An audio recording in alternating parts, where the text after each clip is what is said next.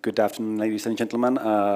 Welcome. I'm really glad I have a very easy job for the beginning because my predecessor already introduced the topic. We have spoken a lot this morning about mental health crisis in Europe. But what we certainly see is mental health crisis in Ukraine. And I'm so glad that we have both our Ukrainian friends who can provide us with their insight into what is the situation in the country, how you face the problems, challenges when it comes to mental health, and what is needed. And I'm also glad that there are experts and partners who can also share with us their views how international community and friends of Ukraine can help Ukrainian authorities, experts to deal with this enormous problem.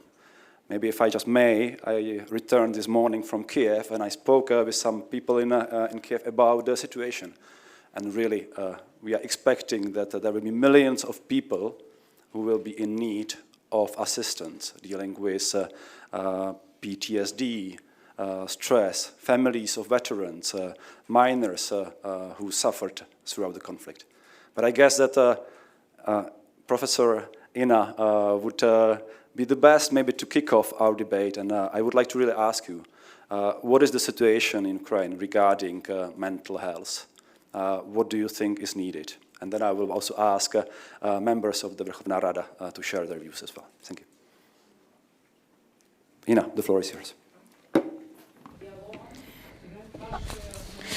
Dear friends, I am truly fascinated, I must say, by the high level of expertise of our dialogue and by being able to work together on this. Dear colleagues, let me share with you one figure, 826.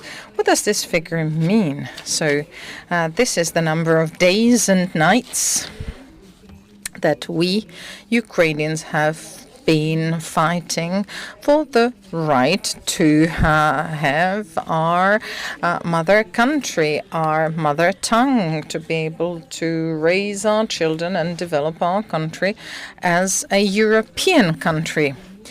Already from the first days of the war up until present day, I have been working for our Ministry of Internal Affairs of Ukraine, and I do remember how Russians boasted about being able to defeat Kiev in some 3 weeks' time, but we have managed to withstand this war for 826 days.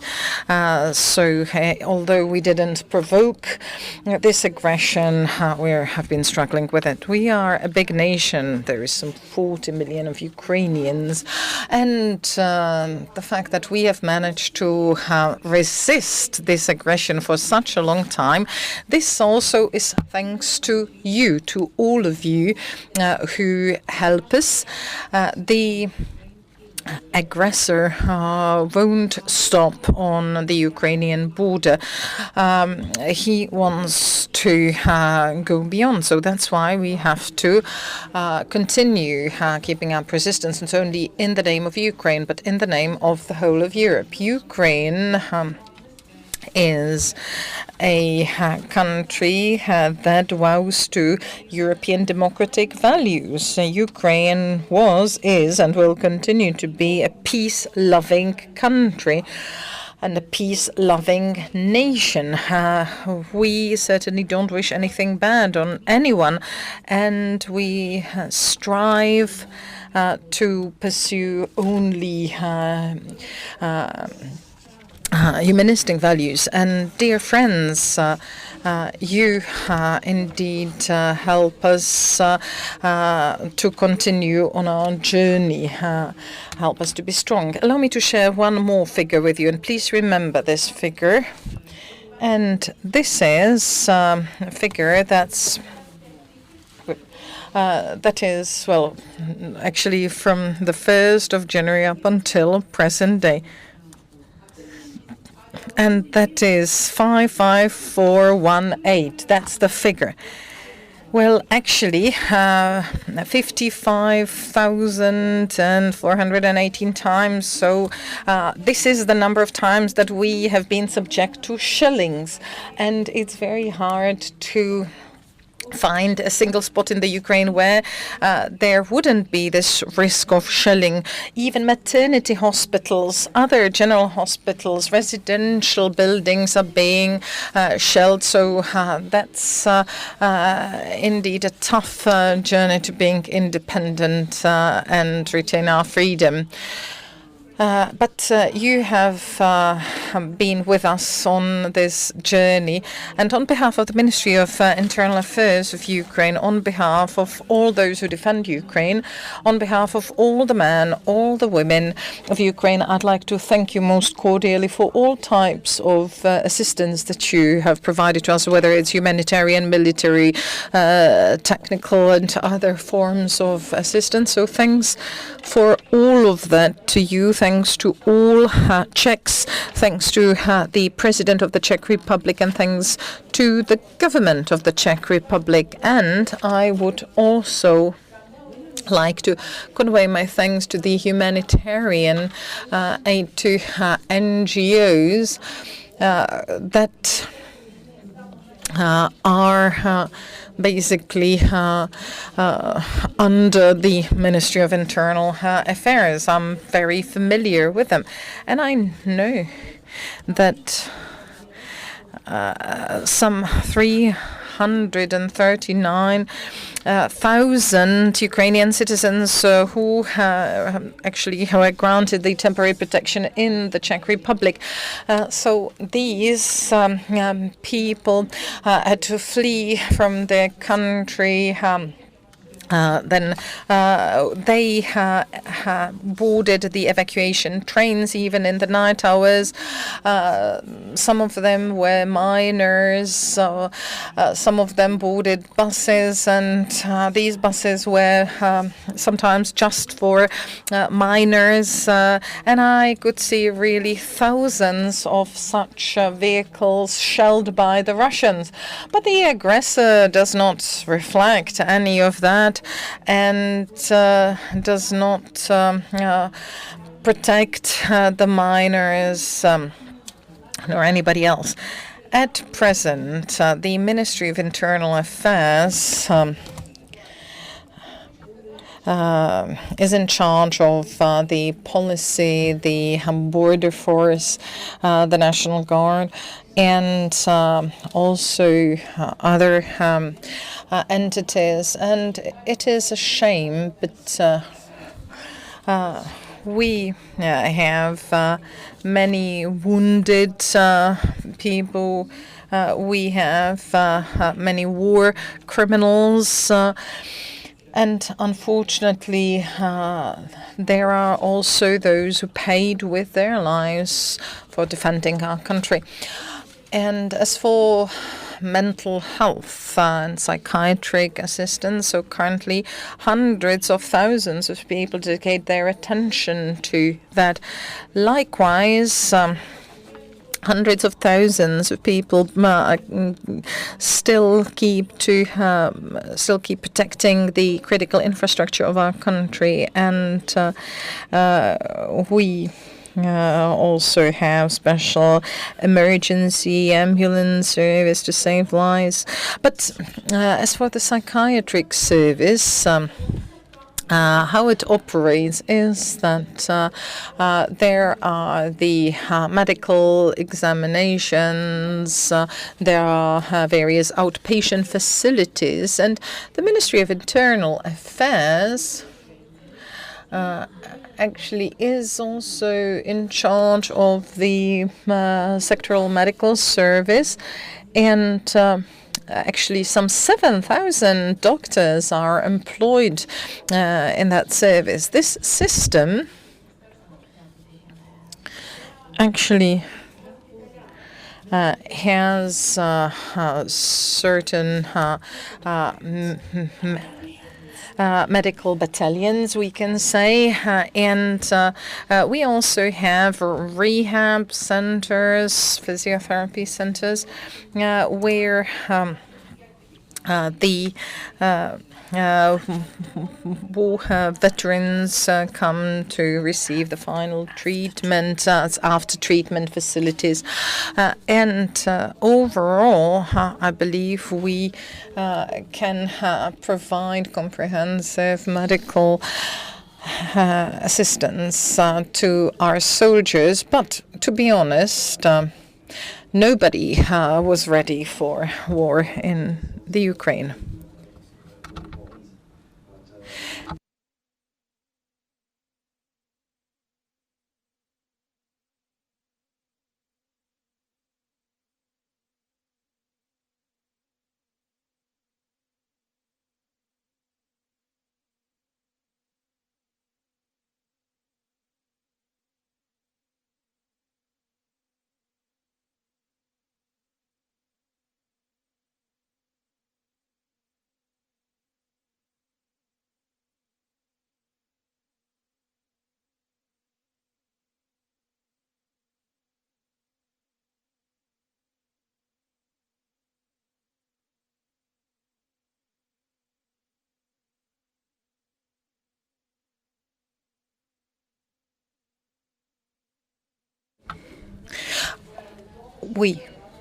We do apologize. There was some technical hiccup.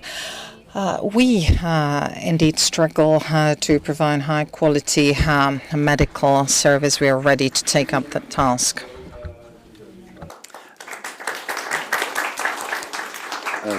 Thank you very much, Ina. Sorry to intervene, but that's the unpleasant role of moderator, to stick to the time we are having for the discussion. I think that all of you would be able to speak much longer on the important topic. But I would be very happy also to give the floor to two members of Verkhovná Rada. First of all, if I may, Rostislav Tistik, also what is your view? What is the situation regarding the mental health, what are the major problems? What can we as international community also do for Ukraine in order to address the needs of people like veterans? But you are welcome to Prague, and thank you. Okay, thank you, Tomasz, again. I'm glad to see you too, and thank you for your invitation. It's a big pleasure and honor to be with you today and make some speech just for you. As I am in safety of the European capital, Prague, my thoughts come back to the horrors of everyday life of one of Ukrainian biggest cities, Kharkiv. Both cities with populations of over 1 million people, but one of them is development and flourishing, while the other one is getting destroyed by guided bombs in daily Russian attacks. What is a GAB, guided bomb? It's 500 and 1,500 of explosives with a 70-meter zone of severe destruction and a 150-meter zone of medium destruction. The civilians have only 5 minutes to find a shelter after the air alarm siren. But in fact, the air alarm starts after the missile strike. And I have witnessed several times in Kharkiv. Within the last months, there are 7-8 time air alarm a day. This weekend, the alarm in Kharkiv continued for more than 20 hours. More than 20 hours. Today's reality shows us the gap between two European cities. In one, people enjoyed their coffee and spring sun on their weekend, while in other, people are forced to sit in the darkness of the shelter. What mental health perspectives can we talk about? Firstly, aid to our army. I want to express my really gratitude, of course, to my friend, brother, Tomasz Kopechny, because you all are our brothers and sisters, because you one of the nation who really stand with us and understand its meaning. And there is no time to list everything that the Czech Republic has helped with.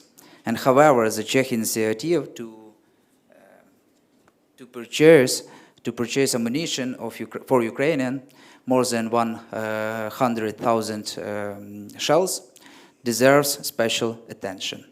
If you can, please.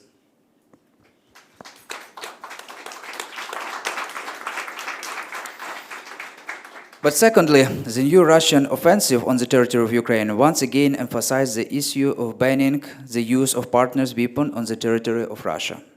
The next targets are again Sumy, Chernihiv, and Kyiv regions. Why, you ask me? Because they are expanding the borders of intensive hostilities by another 1,000 kilometers. What are our actions? To find another 50 brigades after 126 days of full-scale invasion and allow us strike the evil. Please, you know it, but we need to common work with our partners, with different countries in Europe and our other friends. Certainly, currently, there are more than 25,000 officially people with PTSD. And in reality, I ask different doctors, medical directors, and they ask me it's more than 100,000. It's true. Both military personnel and civilians, especially those who work alongside them, suffer from PTSD. And psychological rehabilitation is necessary for soldiers and relatives, families of our defender. It's a superficial. Fourthly, institutionally, we need scientific basis for training processes, physical therapies, occupation therapies, and doctors with physical rehabilitation and medicine. However, physical rehabilitation makes no sense without psychological rehabilitation. The defenders don't want to live after being wounded. Our duty to them is to help and to support them throughout the rehabilitation process. Education plays a vital role in the integration of the wounded. And fifthly, one more thing that is not yet in Ukraine. Social institutions for retraining military personnel. The change of profession when returning to civilian life. This will help to return them to the economy of Ukraine. The economy supports our military. I work in a committee of budget question in Ukraine, and I ask you, 100% of the revenues in the state budget go to the Ukrainian army and Ukrainian weapons. Thank you again. Thank you very much, Rostislav. You have certainly highlighted a number of topics, and later on I would like to ask also both professors to address some of them. But now, if I may also ask Dmitry, what is your position? What is your view? What are the major challenges? What can be also solutions? And where we can help? Hello, my name is Dmitry Gurin. I'm a member of Ukrainian Parliament. I'm in Healthcare Committee, and I'm happy to be here. And I thank you for organizing such a great event, and first of all to organizers, Psychedelics Europe, and of course Czech Republic. Major war came to the continent, something that we haven't seen that 80 years. Often people say it's a war of the Putin. You know, I lived in Moscow for 12 years, and there is a popular anecdote when it comes to Prague. I hear it like, I don't know, 10 times maybe during 12 years. Two friends meet each other, and one saying, I want to go to Prague, and the other answering, by foot or on tank? But you know, it's not really funny. And you know, it's better than anybody in Europe, because 60 years ago, Russia invaded Czechoslovakia with 500,000 people. And Russia buried Prague Spring and the chance for normal life for Czechoslovakia during next 20 years. 10 years ago, Russia occupied Crimea and started the big war. And 2 years ago, Russia started the full-scale invasion with 500,000 soldiers, but this time they acting dramatically different. They decided to bury us. Russian mass grave state standard was adopted several weeks before invasion to Ukraine. And that mass graves that we all have to lay in. Bucha, Borodyanka, Irpin, Kherson, everywhere on the occupied territories we found torture rooms and mass graves with activists and ordinary people. More than 100,000 citizens were killed in Mariupol, the city where I grew up. Ukrainian cities as Kharkiv are heavily bombed every day. And all of this heavily affected mental health in Ukraine. Let's look at the scale of the problem. During only the first 6 months of full-scale invasion, we had 500,000 psychiatric patients. We have positional war, very similar to First World War. And if before 2022, before the full-scale invasion, we had from 20 to 15% of soldiers, of veterans with PTSD after they served, now we have almost 50% soldiers with PTSD, veterans with PTSD after they served on the front line. PTSD means high risk of depression. PTSD means 50% more risk of oncology, 67% more risks of heart disease, and of course risky behavior. As for now, we have 1.2 million of veterans, and approximately 3.5 million people will need psychiatric and psychotherapy help. No European country faced what we faced after the Second World War. And today Ukraine, with the help of the entire civilized world, is fighting the aggressor. And we are sure that altogether we will win. But the war is not over until we deal with the consequences, until we heal everyone who can be healed. That's why mental health now is the part of recovery of Ukraine. Because winning the war is not enough. It's necessary to win during the peacetime. I just want to remind that Ukraine and the European Union have a joint visa-free space that means free movement of people. That means Ukrainian veteran with a critical mental health problem may sit next to you on the tram. That's why mental health is a part of your integration process of Ukraine. Today we see that we can't deal with what we have because we lack doctors, because we lack technologies. And we see psychedelic-assisted therapy as a modern and effective medical technology. But even though MAPS made an MDMA-assisted therapy protocol, we can't put it right away as a medicine technology for 3 reasons.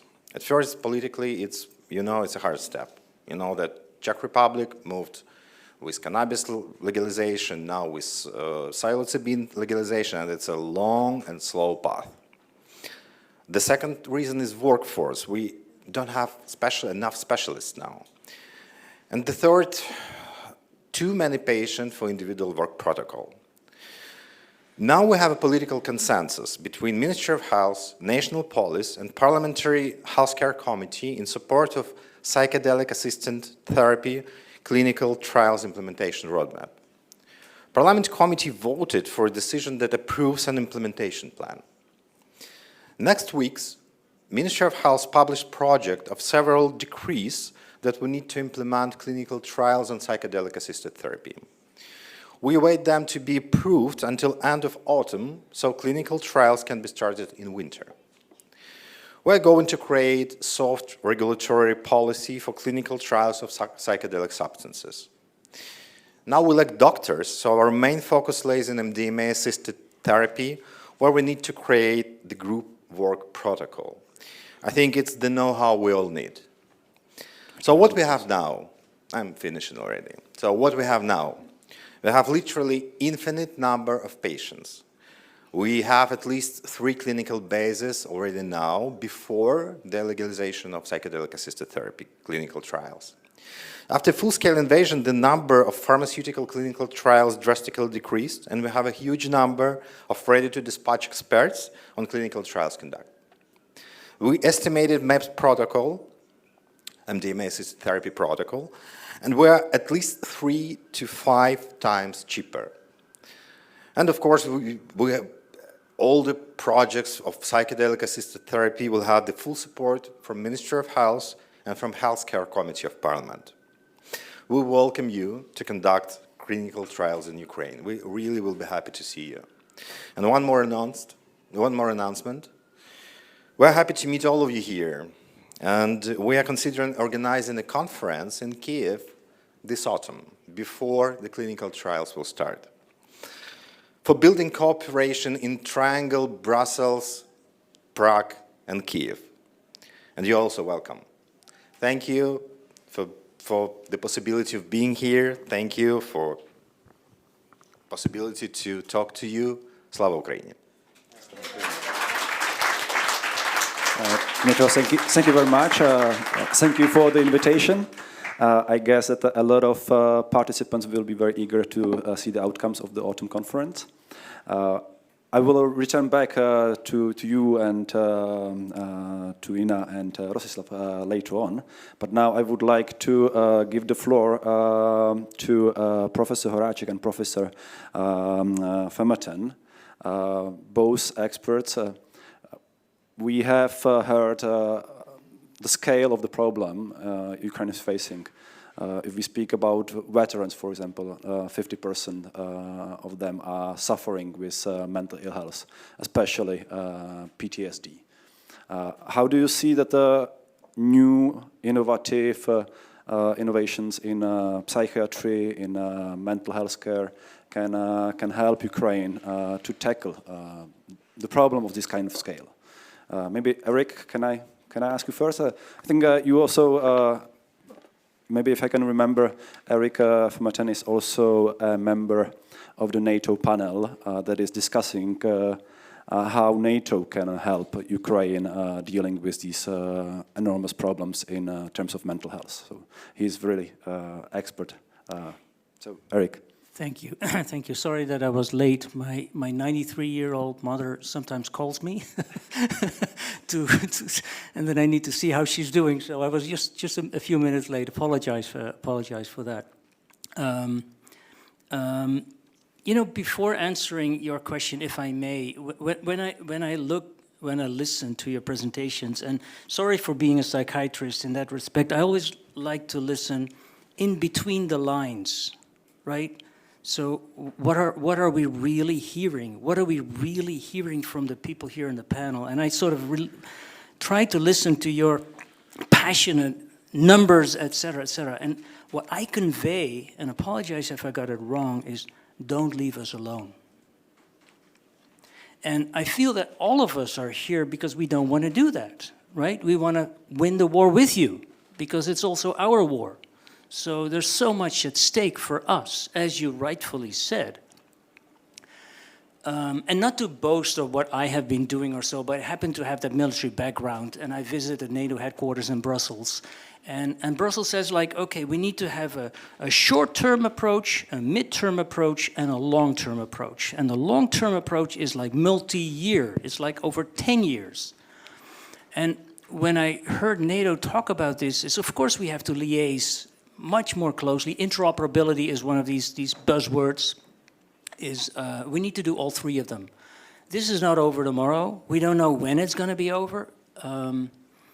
But what I heard, the man in the machine is so important. It's not just only bullets, but it's also the man on the machine. Because what is matter is operational sustainability, right? You're tired. 800 days and all these shellings, you're tired. But you can be tired. There's no time to be tired. So you need to sustain, and you need to, and I fear that's where we need to help to stay sustainable. And in terms of, and in closing, in terms of answering your question, sometimes I think I'll downplay the psychedelics here. Like, yeah, okay, it is important, but timing of these interventions is really critical, because I feel this short term is operational sustainability, and yes, we need to build an infrastructure for delivering these. So training mental health experts when time is ripe, that needs to start already now.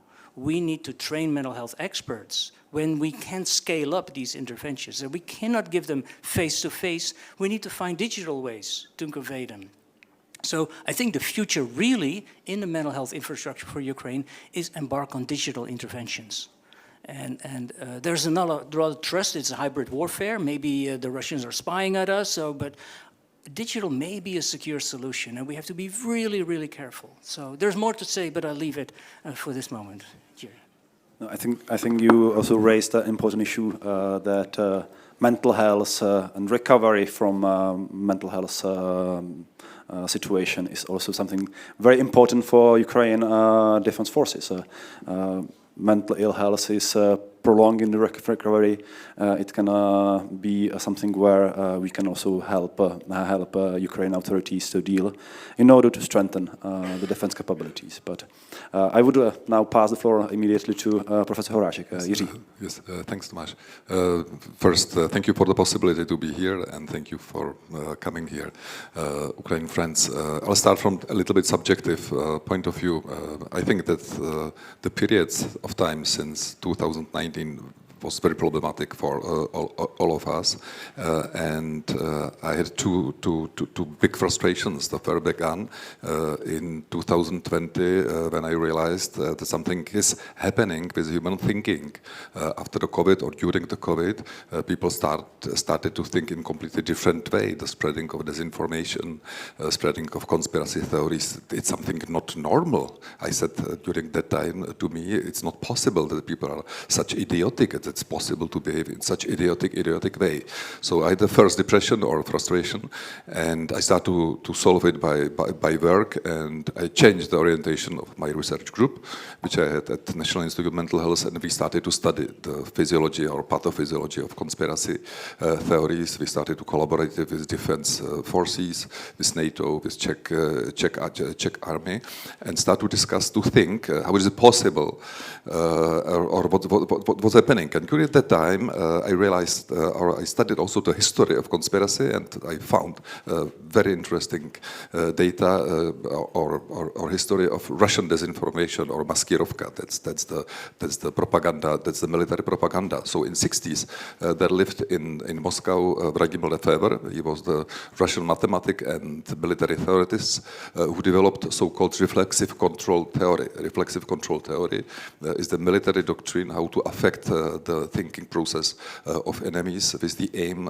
to modulate or to govern behavior of the enemies. The idea is quite simple. It's possible to win the war first by be very strong, or second to force the enemy before the full-scale war. And that's the theory. It's mathematical theory. It's the Russian analog of game theory in West. But this theory exists and was published in 60s, but it was not effective, because there were not the ways how to spread it over the enemy's population.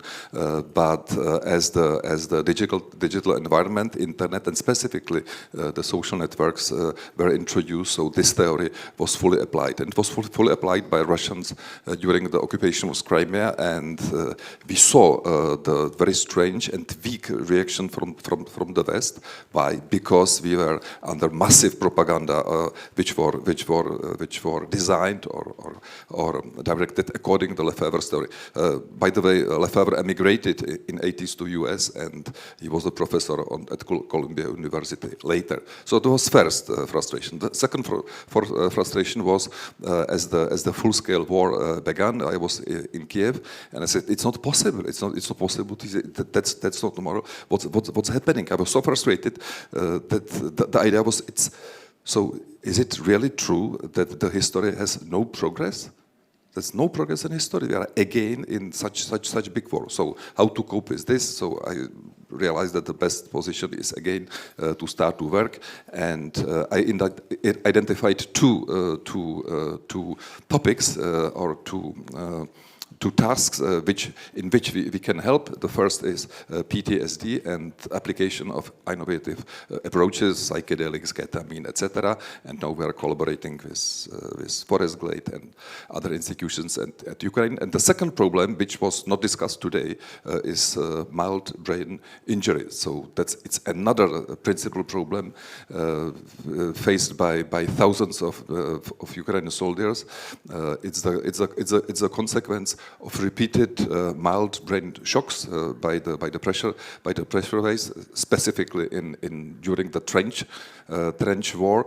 And so now we are starting to, and there is no treatment for that. Absolutely no treatment. Yeah?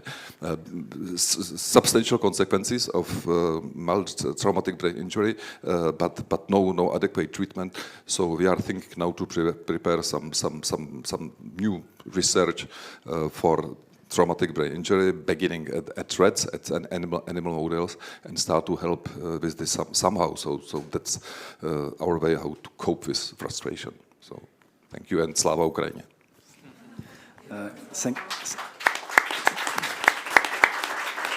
Thank you, Jiří. Before I give the floor to Tomáš Kopečný, may I have one question to Jiří and Eric? Rostislav mentioned that one of the key priorities, and which is in line what Eric said, that there are immediate priorities, medium-term and long-term priorities. And one of the issues, because we are speaking about perspectives in the reconstruction of Ukraine, the issue of reintegration of, for example, veterans suffering with mental ill health. How do you see, for example, some mental health innovation, new way of treating some of the key problems can help with this major problem? Because there will be hundreds of thousands soldiers that will have to reintegrate in their communities. A lot of them now, Dmytro mentioned, almost half of them are suffering with kind of post-trauma stress disorder or similar problems. How to maybe help Ukraine with innovation in order to really manage this enormous amount of people who will need to be reintegrated? What I've seen over the last couple of years is many initiatives and scattered initiatives by many countries. And I think all of these initiatives that I've seen so far are focused on train the trainer, right? But still there is a difficulty. But every time we bring an international expert to these train the trainer, they come from a post-Vietnam War perspective. And they're bringing their perspective to a country that is still at war. And I feel like, hey, we need to have new ideas because it's not over. So, but train the trainer principle is still, I think, a way to go. We can do so much in scaling up these train the trainer principles because we have a language barrier, right? So we need to train in our language, and then the trainers can then train it to the subsequent members. And this is about battle breathing exercises to yoga, to mindfulness in the immediate aftermath, and more cognitive or EMDR or other opportunities and medications in the sort of midterm to long term. And lastly, as I said, I think we need to build an infrastructure for that, because what I think is lacking, these are all scattered initiatives. One initiative by somebody with a real good heart, and then it dies out. But we need also the sustainability of these initiatives. So we need to build a structure that can long-lasting. And since there's going to be generations, like somebody who's now 16-year-old will be a mental health professional in 4 years' time. So we need to really have a sort of an educational system in our Western doctrine, because lastly, some of them are still in the Russian doctrine, trained in the Russian doctrine. If you go to a psychiatric hospital, you'll never see the daylight again. Yeah, or they go to prison and they get never out again. So we need to, a PTSD patient who's aggressive and lashes out to his wife or so shouldn't be necessarily hospitalized if he suffers from PTSD. I know I'm going quickly now here, but we need to recognize that this is a symptom that this guy is suffering. A lot of work, a lot of work. So, but we need to start somewhere, and this is a great initiative. I cannot endorse that more enough. Thank you. Jiří, do you have a comment? And Ina, and then I will give the floor indeed to Tomáš. Ina? Дякую вам. Дякую, пане. Today's conference is really very interesting for us. Thank you very much for everything. We do need your help to a great extent. Not always are we able to get those who are in need out of the trenches and provide the necessary therapy to that person. So we need to have first aid in the trenches, really on the side, on the battleground. And another thing that I'd like to say is that we don't encounter the same injuries, same disorders. Each and every soldier has his story. And even though we all have our expertise. We really need to team up to establish a system for rehabilitating war veterans, those with war wounds, and also a system for supporting the family members. The Ministry of Internal Affairs of Ukraine is establishing mental health centers so in the whole country, and it's crucial for us not to take steps that would be faulty steps. So we need to avoid potential problems. And Professor, you're quite right. Currently, what we need are young specialists. We need to work with the youth. We are open and we ask you for your support, because when you look at a soldier and the soldier has, say, all the limbs amputated, you communicate with him and you see that this is not about classical treatment, but really a mental health problem. It's a priority theme for us. Victory for us means to also maintain mental health of our nation.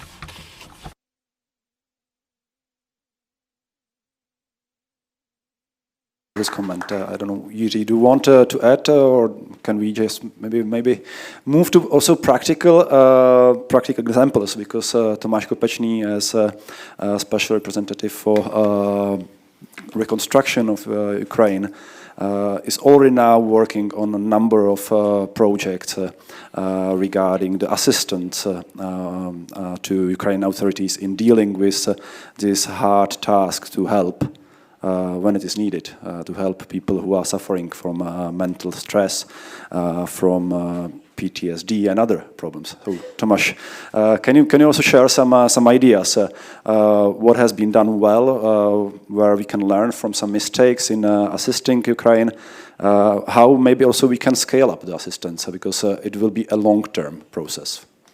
Definitely, thank you very much. And just let me say, šanovná Ina, šanovný Rostík, šanovný Dmitro, já dužu rád, že vy tu, já dužu rád, že vy přijeli, tak please, let's take this as a lesson that we can move forward with, not only in terms of the essence, in terms of the substance of the ideas, but also in terms of the methodology or the form of how to move the great ideas forward.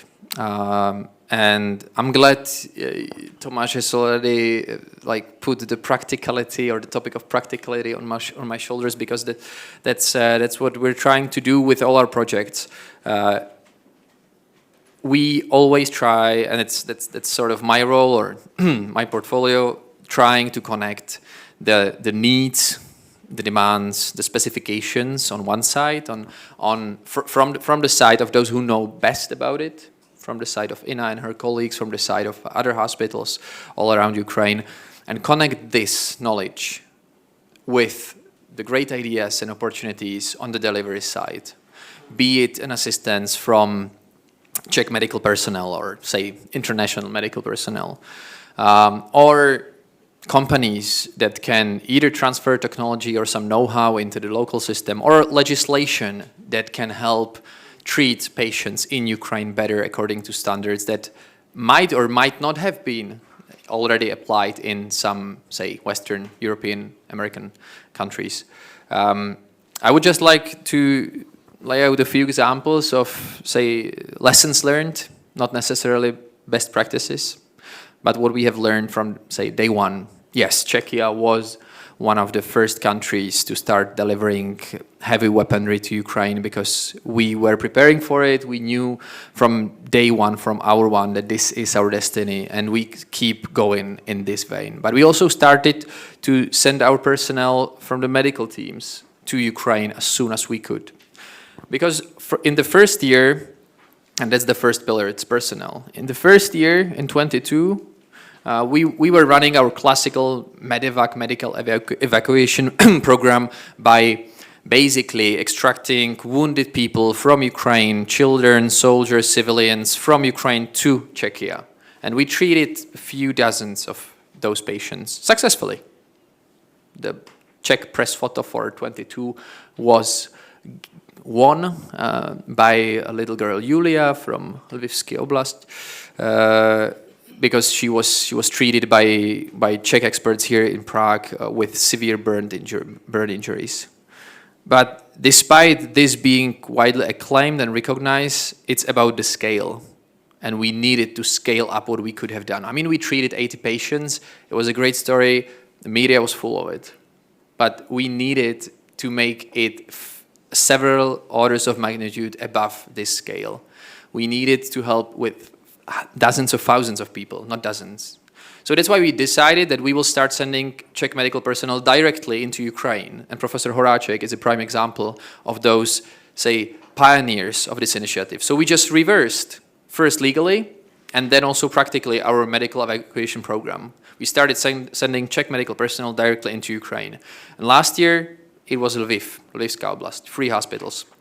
This year, we're trying to move it further east, closer to the front line, because our principle is that we're trying to do the whole reconstruction or recovery program as a frontline recovery, not at the front line, but say 50 to 100 kilometers from it, so that these patients do not have to go 1,000 kilometers from the front line to the Lviv hospital. I mean, 1,000 kilometers would get you 3 times across the Czech Republic there and back again. But it's what a wounded Ukrainian soldier has to go through in all the pain to get to the proper treatment. So we just need to shorten this as well. So how to scale it up? Find the money. There are plenty of great projects. I have run across plenty of great projects for the personnel. For the companies that have established already 10 systems of primary care, including gynecology, in Kiev, Lviv, Dnipro, Kharkiv. So we did this already by now. And thanks to this, tens of thousands of people do get this care. Gynecology, intensive care unit, and other things, pediatry among others. But it's not enough. This is the primary care. We need to move forward with it. So how do we combine, say, the modest Czech resources with international ones? We go trilateral. We go to USAID and we say, so this is what we did in energy, in health. You know, what about we do finance 1/5 of it and you do the rest? And they, after some discussions, said, okay, this is a good idea. We went to the Taiwanese government. We did the same in Kharkiv Oblast, Dnipropetrovská Oblast, Kiev, in the very hospital that INA is responsible for. So we can do trilateral with many partners, but we can also do multilateral through all these institutions that already have spent hundreds of millions of euros on studies. I mean, I know studies are important, but just to leave all this money in paper when seeing all the suffering on the front line is giving a lot of us, ideas about how to spend it better. Just, to send something practical material to the place where it's needed. So, yes, find the right financial mechanism, look where is the money, after the right connection between the demand and the offer is done. And third, because I was talking about medical personnel, so yes, we can do it. Now we're discussing with the Kingdom of Saudi Arabia, other countries, that we would go in tandem with these countries, with our doctors, so that they wouldn't be so afraid. Second, the companies equipping hospitals, yes, we know how to do it, we're doing it, we're not only writing papers. But third, legislation.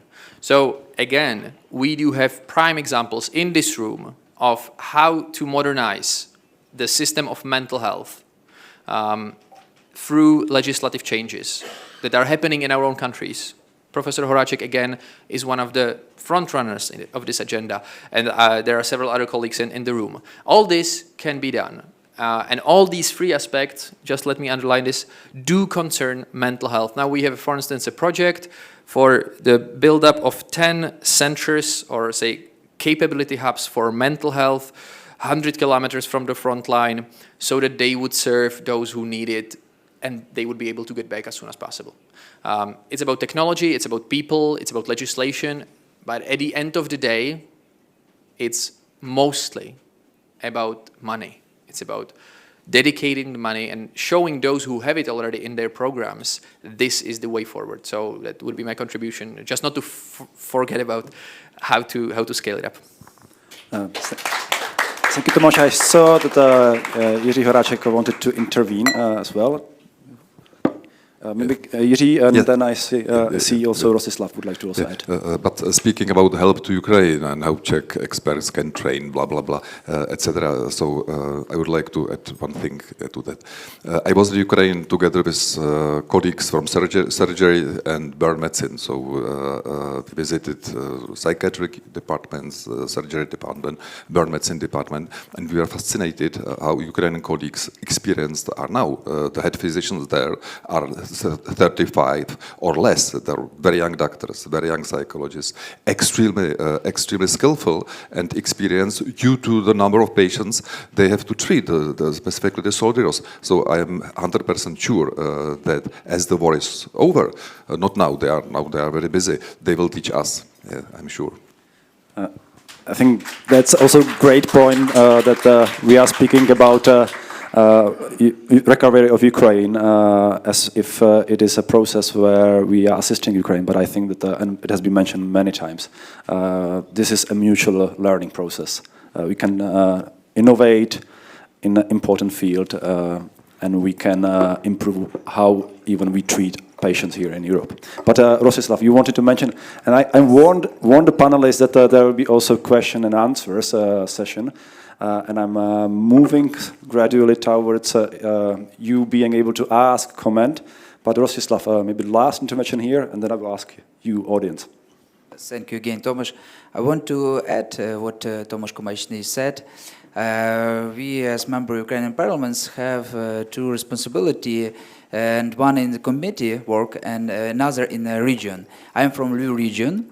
It's the west part of Ukraine, and I want to add that you, like a Czech, make a big deal for us.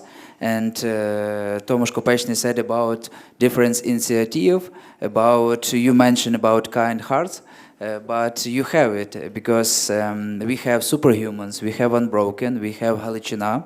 It's different rehabilitation center, which not hear about you, which really feel it, which really use it, your special equipments. It's one of the values. One of the last initiative was immediately in the perinatal center in Lviv. Can you imagine that 2 years after Russia attacks and in April we opened shelter, the biggest shelter in Lviv, in perinatal center.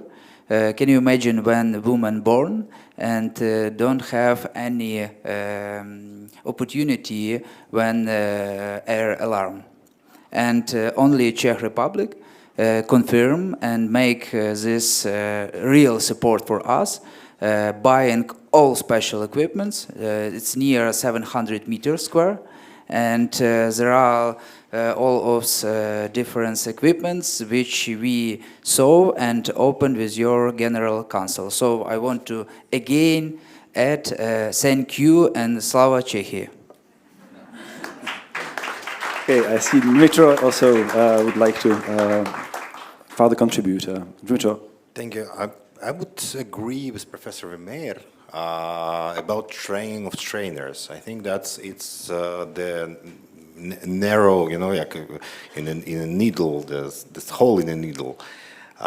We have 13 therapists that are possibly able to work in the technology of psychedelic assisted therapy. 13. We need, for our amount of people, if we have protocol of group work, we need 300. So I think trainer of trainers, it's what can be done with the small amount, approximately like small amount of money, and will give the huge effect. Thank you, Dmytro. Now I'm happy to give the floor also to you. I have already one person who didn't raise the hand, but he will certainly contribute. I would like to also welcome Jakub Landowski, our ambassador to NATO, and he might also share his view, like what is discussed at the NATO headquarters when it comes to supporting Ukraine and the mental health of its soldier citizens.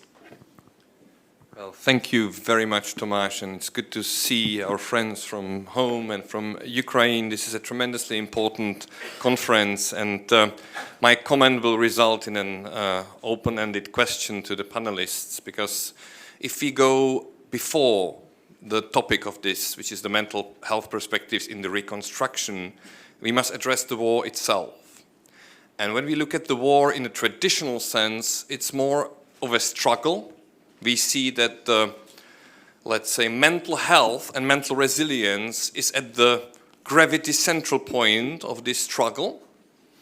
And that's what is attacked by the enemy, to break the will of you to achieve its results. But in this postmodern sense, the war just happens. It's just like an event, basically. But regardless of the views, we will live with the consequences.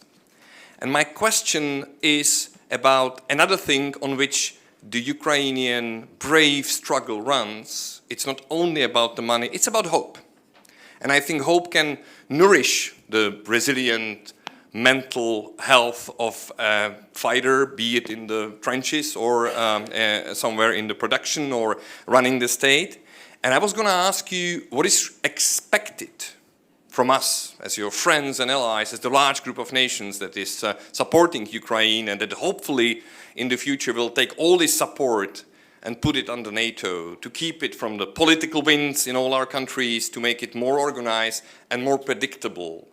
And the predictability leads to the material side of the help, which can be counted and then compared. That's one thing. But what is expected in terms of messaging from people to people? What is expected in terms of hope for the better future for Ukraine, first and foremost, before we sit down, not us, but the world leaders in the Washington summit or beforehand at the peace conference in Switzerland? What is the expectation, and what the us think that needs to be addressed and mentioned? Thank you. Thank you, Jakub. I would like to probably gather like 3 comments, 3 questions, and then I will give the floor back to our panel. So is there anybody else who would like to ask a question, have a comment?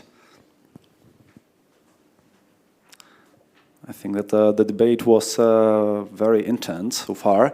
But then if I may ask Ina, but then I would like to ask the panelists to address the question raised. Thanks for the question.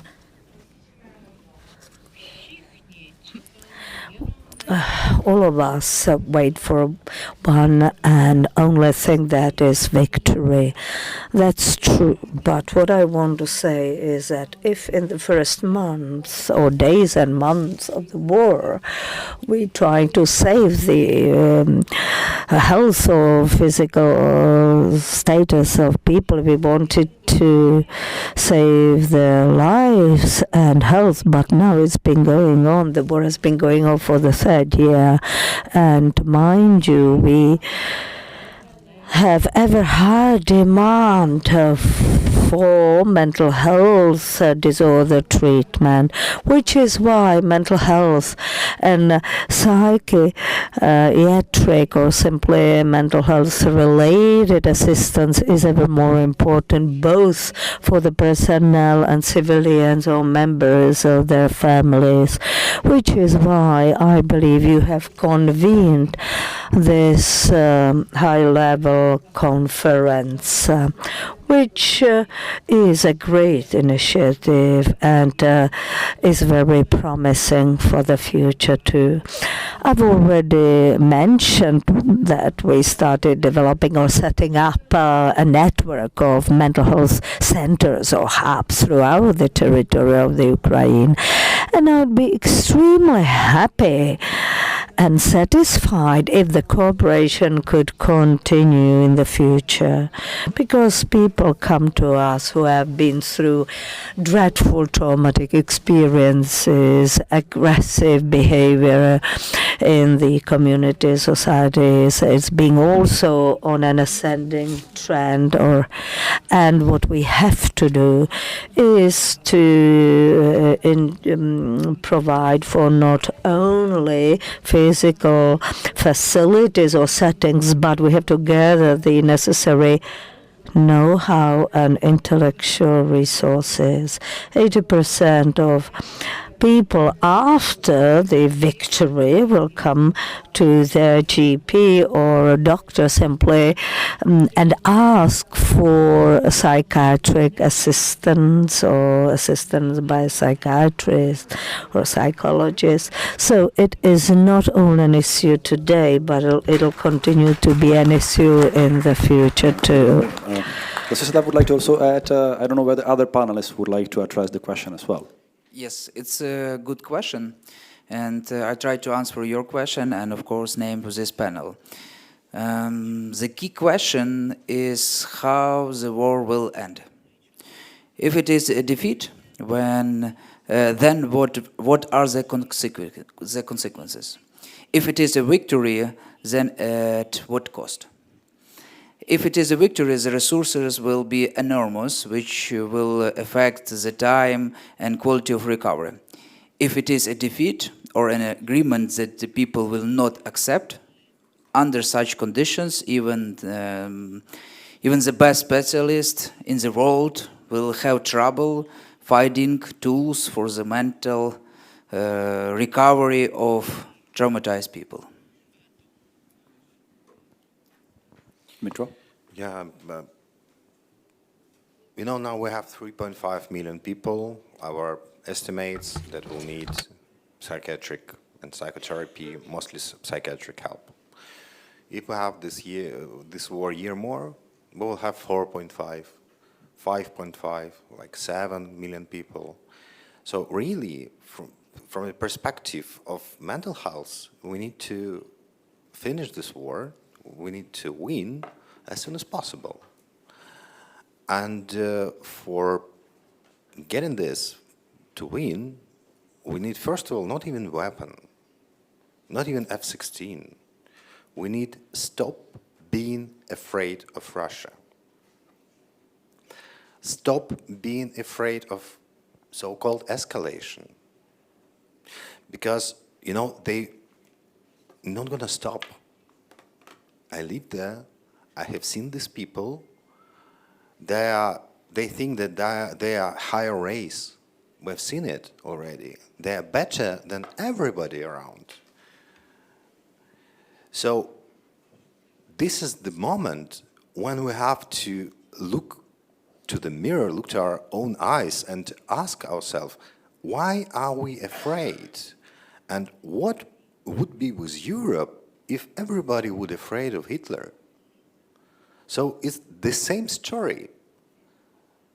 Just let's stop being afraid of this stupid so-called escalation, because escalation is what's going on when we're afraid.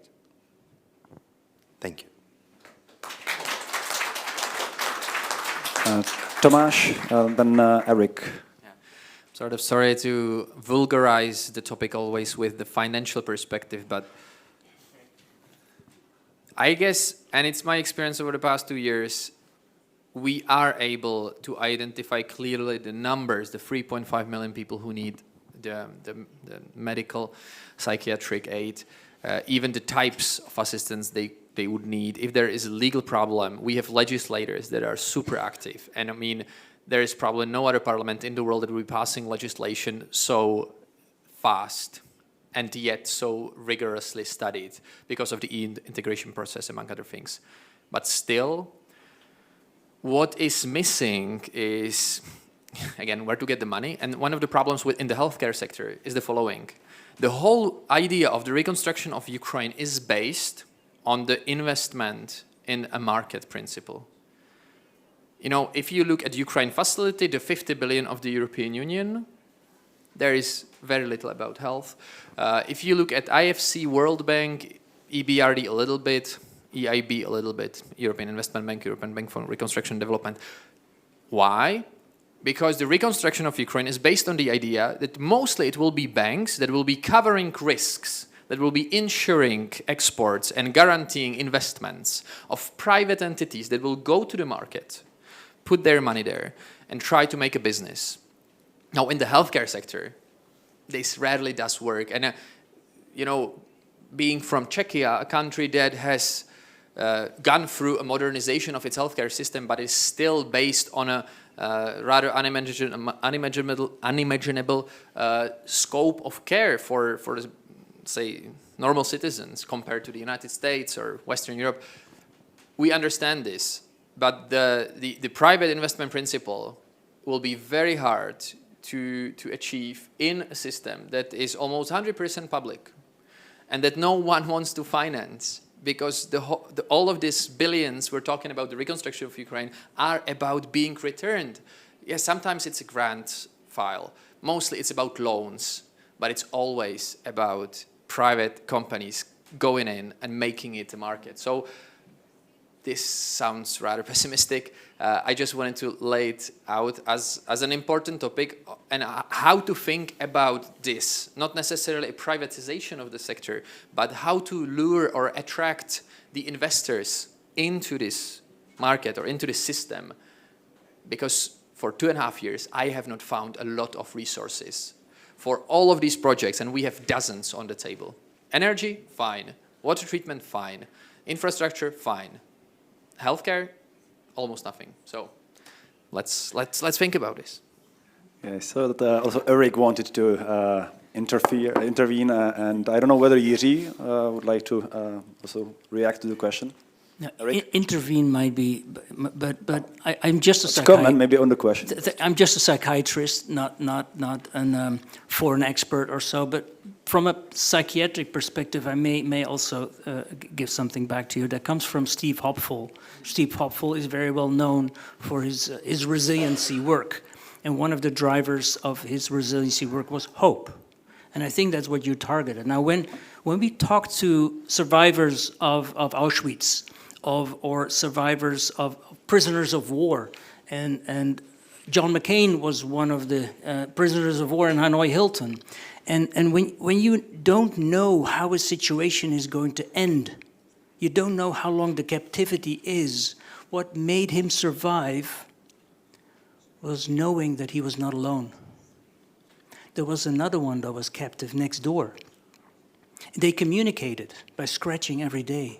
They made a language in the years that they have been confined. Now, we don't know how long this is going to last, but I feel hope is you're not alone, right? So we are in it together is something that contributes hope. Now, it may need naive hope or so, and we should not be naive, but we need to. And that's a response, but it's a systems perspective, right? That's a systems perspective from a psychiatric that I think collective hope is something that enormously can boost resiliency. So I think if we can, and then of course funds are Eric, important. I think we would need more. But let me see how the we would need more interactions between politicians and people from psychology. Psychiatry, because these are bringing some great ideas how to make politics better. But Jiří. First, thank you very much for bringing here the topic or the motive of hope. Yeah. During your talk, I had an impression how it would be possible to put together the politics, psychology, and anthropology, and all these different angles of view, how we can cope with the present time, and it's the resilience. So resilience as the ability to overcome the adversities or the negative situations stands on 3 tenets or 3 cornerstones, yeah, which all of them should be fulfilled somehow to be strong to overcome war or post-war period or COVID or pandemics, etc. These 3 cornerstones are: first, affiliation, so it's necessary to be part of some group or to be in group, because in group we are stronger. Affiliation. The second cornerstone is the flexibility. So the adequate flexibility is very important to find a way how to cope with new situation like pandemic, or like war, or these things. So we need to promote the flexibility of human thinking, because we are what we learned at school is rigid and would not be applicable for the present time. And third, the very important cornerstone is the meaning. We need to understand the meaning of the situation in which we are. Yeah? So By the way, all these 3 points should be misused. Could be misused. Yeah, I can be part of. I can be part of in-group of some ultra-wing group, for examples, and that's what's happening in a massive scale at West. People feel okay because they are they are affiliated to group quite strongly, but the group is maladaptive, and that's the problem. Yeah. People are very rigid, the thinking is rigid, and rigid thinking means that we think in a rigid way. For example, we believe in conspiracy theories. Conspiracy theories stands for the rigid thinking, that's the same. And the meaning could be adequate or not adequate. The paranoid thinking is also part of the present time and on the conspiracy theories. So I think that politicians, intellectuals, psychologists, mental health professionals should care of their own corner. So politicians should care about the feeling of affiliation with the people. Your duty is to help people to be affiliated with EU, not with the extremistic groups. So that's the task of politicians. Yeah, psychedelics could help. For example, this innovative treatments can help with the flexibility, yeah, because they directly promoted the flexibility, as we heard from the talk by Tomáš Páleníček. And the meaning is upon intellectuals, historians, philosophers. We need to have the meaning of what does it mean to suffer from pandemics on massive scale. What does it mean in 21st century to suffer from such war? What does it mean? Is there some historical logic? Is it necessary that war came from east, from the 9th century, something like that? So that's my point of view. I saw that Ina wanted also to comment a little bit.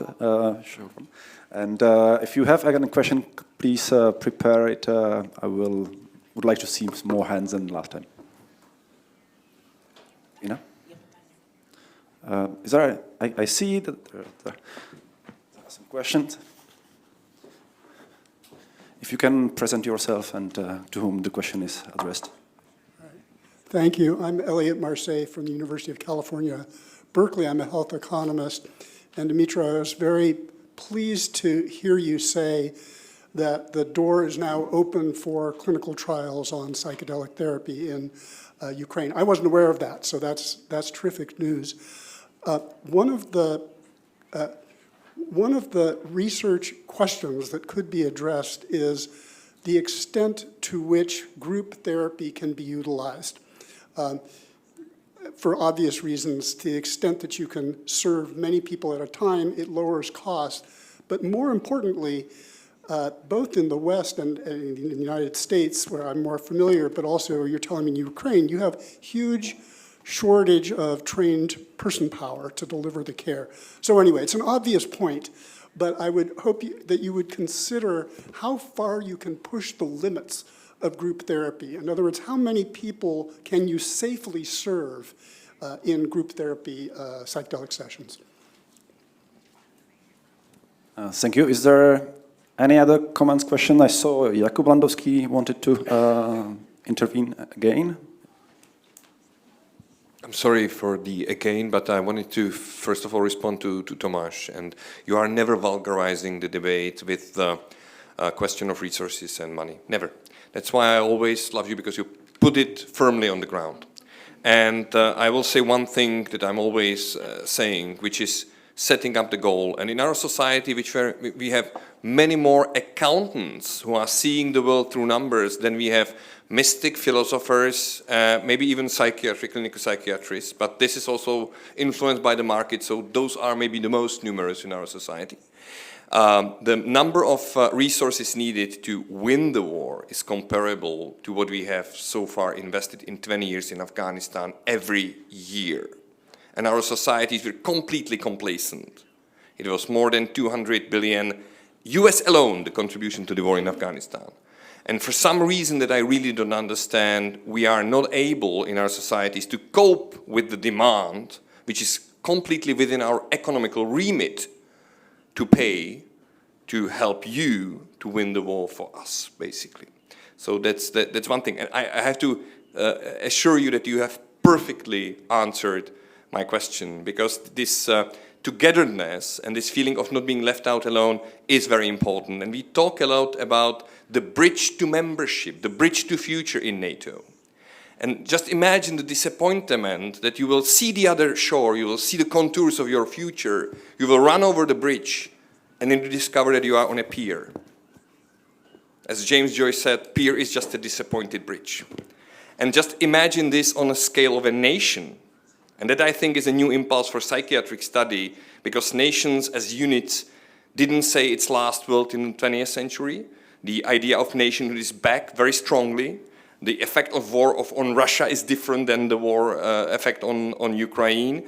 And it will be an interesting field of psychological study to see the national psyche as something worth looking into. Thank you very much. Is there a third question? Sorry. Okay, I'm Marina Hrudi, and I represent here the Forest Glade Veteran Mental Health and Rehabilitation Center. And I related to many things that you discussed here. And I work a lot with mental health providers.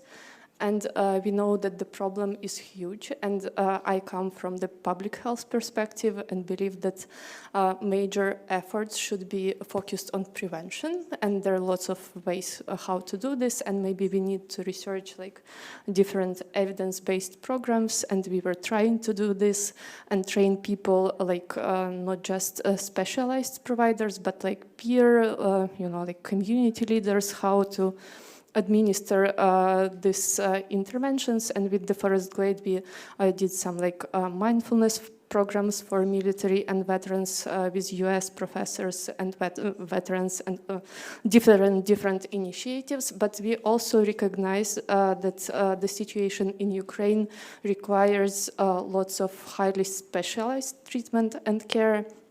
And here I also heard lots of, not complaints, but maybe some troubles shared by providers, and they are already overburdened with requests. And they were asking for group interventions. Yes, actually, that can cover like more people with limited resources.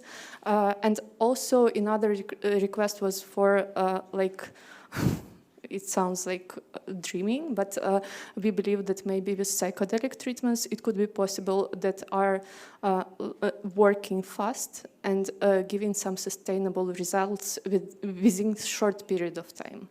And we hope that we would be able to collaborate on these different levels, like both preventions and like treatment. And also, I would like to thank for bringing up this resource, questions about resources.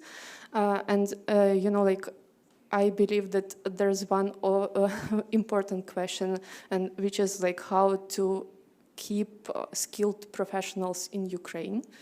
Because now we are having many opportunities to work abroad, and like lots of programs, but we want people who are trained and can contribute to Ukraine to stay there and work with our people. And this is again the question of funding. Yeah, thank you. Thank you very much. And I would like to now ask all 6 panelists to comment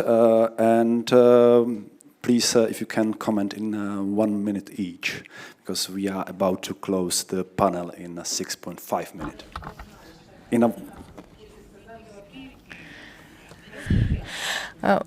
Since I have very little time, let me say the following. Hope always dies last. And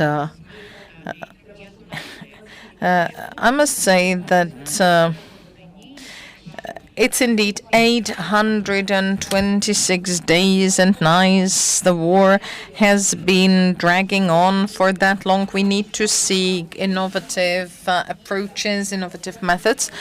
And we have heard about Auschwitz many times here, and I was in Auschwitz. I know how they treated Ukrainians there.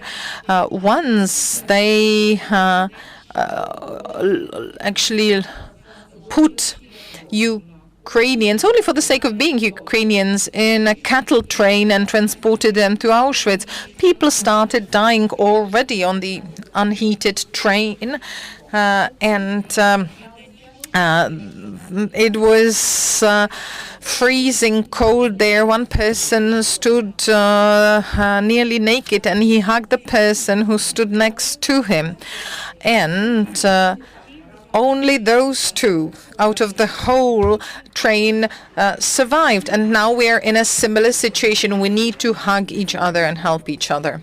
Thank you very much. Thank you. Rostislav, do you want also to comment on questions raised? And also, I would like to ask you 1 minute. As I have 1 minute, I want again say thank you to everyone who are here and in the Czech Republic, and of course practice moment. I know this moment, I know that we will have networking, but if you are ready to visit Ukraine, to visit maybe Lviv region, we have different rehabilitation center, difficult medical center, mental center. We are ready to invite you. I have card with me, and it will be big pleasure for me to meet you in Lviv. Thank you. Thank you, Rostislav, and I guess that you will be also promoting as a member of Czech-Ukrainian Friendship Group practical cooperation. Dmitro. Yes, I want to, of course, I want to thank you all for being here, and I think it's a really important event. But I think we have to be practical. So now we need psychedelic-assisted therapy working in Ukraine. That means we need clinical research, and once again, you are welcome. If I may maybe start with Eric, Jiří, and last but not least, Tomáš. Eric. Oh, just to Elliot, we do not know, Elliot, how many. I mean, I think we don't want to use, quote unquote, use Ukraine as a guinea pig or here, but here, is it 12? Is it 50? Is it 100? I mean, we have no empirical evidence there, so I could imagine that we need to stretch because of the scalability and the safety. That's always something that's really important. And the group therapies that have been tried in the United States, they're not very groupish. Not very groupish. That is to say, the ratio of clinicians to patients is still pretty high. I think we will have maybe also time in the break to go deeper in this group therapy issue. But it's important to your question is, I was in Kaunas last week at the Sakharov conference, and I looked at Lithuania, and I learned so many displaced Ukrainians that are feeling in a way guilty not having left Ukraine, and they're doctors, they're mental health professionals, and they have maybe you're aware of that, organized themselves to train the ones that could not leave Ukraine, and that digital connection can provide intervention, supervision, because they have the expertise, and for one way or another they had to leave the country because of whatever it was, but they're having a collective, and I learned that that's increasingly powerful. They can speak the language, there's the trust because they know each other from Lviv or Mariupol or where they come from, and I think that needs to sustain and to be facilitated with the structure that needs to be in place to sustain. Thank you, Eric. Jiří. For me, it's quite easy to comment Marina's question because I'm familiar with the forest glade and with how they treat, and the conditions are completely clear to me. So there are soldiers in active duty, there are veterans, and they are for 3 weeks. So 3 weeks is a period of time, and we have to put all efforts to help them within this very short period of time. It is short for treatment of PTSD, but several years ago I would also not believe that it's possible to treat severe depression in several hours, as is possible with psychedelics and ketamine. So I also believe that we can do a lot of work within these 3 weeks, and so that's all. We have to find the protocols how to administer the treatment. And speaking about the group administration of psychotherapy. There are experts who are very skillful in this and who are experienced, and there are the Swiss. Yeah, in Switzerland, they continue with psychedelic or psycholytic treatment from the 60s, and the typical setting is that they arrange the psychedelic session once a month or once a 2 months, and they put together from 6 to 8 people with 2 therapists. For example, Dr. Stick and his wife Sonja Stick. So that's their way of treatment for 30 years or 40 years. So they do it in this way. But European Medical Agency also calls for protocols to test the group administration of therapy just from the economical point of view. Psychedelic therapy is extremely expensive. That's obvious, and we have to find a way how to utilize this treatment in a cheaper way. So. And it looks that you spoke about expenses, which leads to Tomáš again. Yeah, let me help myself with quotes of 2 great men with relationship to my country. I will start with Johann Wolfgang Goethe, who, by the way, also was able to write his masterpieces thanks to spa treatments and medical treatments in Czechia. And in Faust, he writes, "All theory is grey, but the golden tree of life springs evergreen." And that's precisely a principle to which we must adhere. I mean, we cannot theorize under these conditions. I mean, not speaking about guinea pigs, but those are crucial times for us not to wonder about with studies, but to bring in concrete help, concrete assistance, material, technological, human. In order to do that, we obviously need the resources. And in this, let me help with the second quote from Tomáš Garrigue Masaryk, the founder of our Czechoslovak Republic: "The truth will prevail." And the truth will prevail who will be only promising assistance and who will be really delivering it. I mean, I'm so frustrated over this ammunition initiative now. I'm sort of full of it, but it doesn't belong to this panel. But I'm also frustrated because of all these promises and, yeah, we do support, we do this and that. And it states, sometimes not even on the paper, but in the microphone. And this is something that I just wanted to underline. This is not what we do. What we do is that we deliver, we bring in whatever we can, we learn from the Ukraine bravery, from the Ukraine experiences. And Ukraine is such an inspiration for us. And we are honored to be inspired in such a way. And we will never stop doing that, whatever it takes, for as long as it takes. Thank you. Slava Ukraini. Thank you, Tomáš. I would like to thank all 6 panelists, to you, to audience. I'm really glad that we had such a fruitful discussion, and you mentioned so many ideas that can make this whole puzzle how to help Ukraine deal with the problem of mental health. I think that there is an opportunity to speak about it in the future, for sure. And for me, I think that it was also important to note from the debate that mental health is a piece and part of winning the war, but it is also a piece and part of winning the peace, because both will be important dimension. So thank you very much. And also the organizers have presents for our Ukrainian panelists. So Eva, if I can.